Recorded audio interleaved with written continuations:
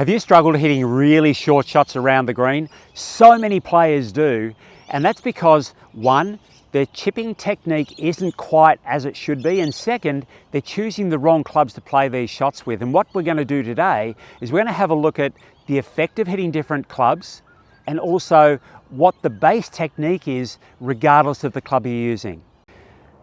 Let's have a look today at chipping. We're going to have a look at the effects of hitting different types of chip shots with different clubs, but the key thing we want to have a look at is what makes this shot one where you can get precise control over the distance you're hitting it, and that starts with the correct strike. So let's have a look at the elements that are going to give us the correct strike. First of all, when I hold the club, I'm going to hold it with my normal grip, but rather than holding it at the very end of the grip, I'm going to hold it in the middle of the grip.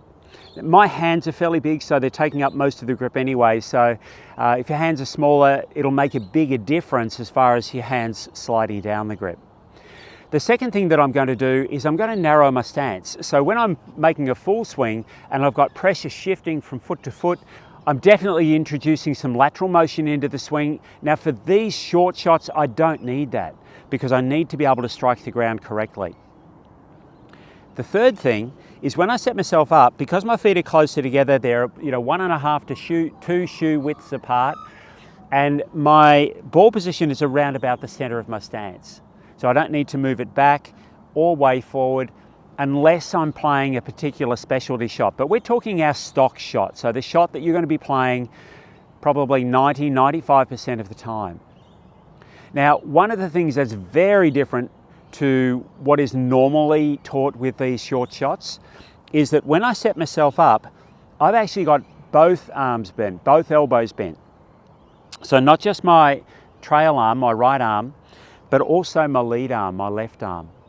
And when I swing the club back and through, I'm looking to make the swing and feel like the form of those arms doesn't really change. Now, if I make a little backswing here, you can see that as the clubs move back, there's a little bit of movement through my wrist and a tiny bit of movement through my elbow, and that's because they're not rigid. I'm not trying to create movement or bend through the elbow, but nor am I trying to prevent them by having tension through my arms. So when I make the shot, I feel like I'm transporting the bent arms back and through together.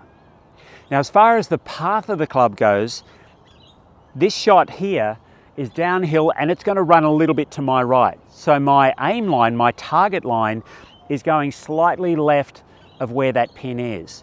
Now, if I imagine a line on the ground running on the line that I want the ball to initially travel on, my target line, when I set myself up and swing the club, the bottom of my club is tracing a line along that target line all the way back and at least until impact. It may change a little bit after impact, but at least until impact. And that'll give me very good directional control.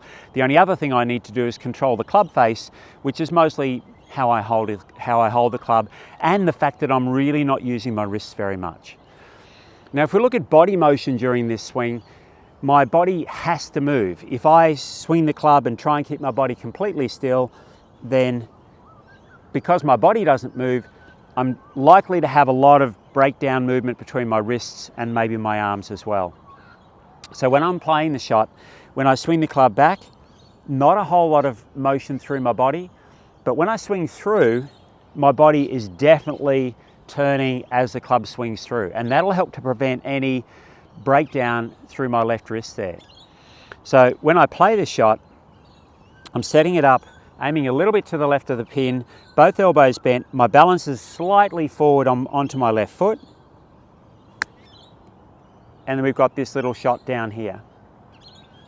Now, that's with a pitching wedge, and we can have a look at how the shot bounced and flew, and then how much it ran as far as the proportion to its flight.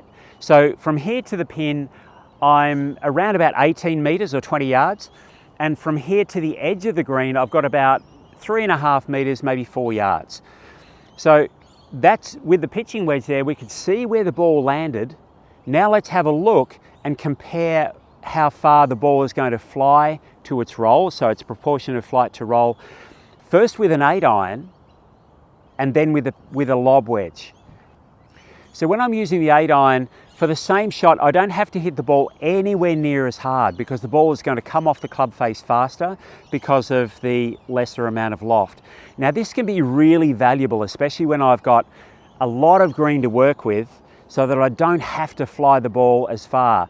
The harder I have to hit it, the more likely I am to start to lose control compared to having a lesser lofted club. And that's why a lot of players will use a putter from just off the edge of the green.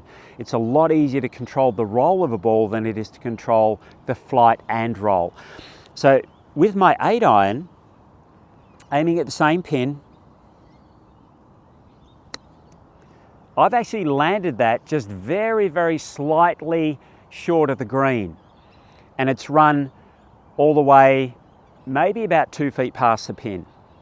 So the flight to roll compared to my pitching wedge was very, very different. Now let's have a look at lob wedge. When I'm using the more lofted clubs, there's a mantra that I'll use for shots around the green is that when you add loft, you add risk to the shot. Because you've got to hit it harder. There's a lot more loft on the club, so the ball will come off the club at a different angle and you'll have to hit it, and it'll come off slower too. So, which means you've got to hit it harder for any given distance. And what we'll see when I play this shot is the proportion of flight to roll changes quite dramatically. So my motion didn't change, and I haven't hit that hard enough, even though it's flown a lot further than what it did with the pitching wedge, and it flew a lot further than what it did with the 8-iron. So choose these shots wisely. When you're around the green, always work to get the ball on the green and running as quickly as possible. Use the club that you're most comfortable with, and second, has the least amount of loft that you're most comfortable with. Now, for those of you who would habitually take a lob wedge when you're playing these shots around the green, and yes, I know there's a lot of you, try the other clubs, and I'll guarantee you'll find that with a little bit of practice, maybe even without practicing, you're going to have a lot better result once you get that ball running.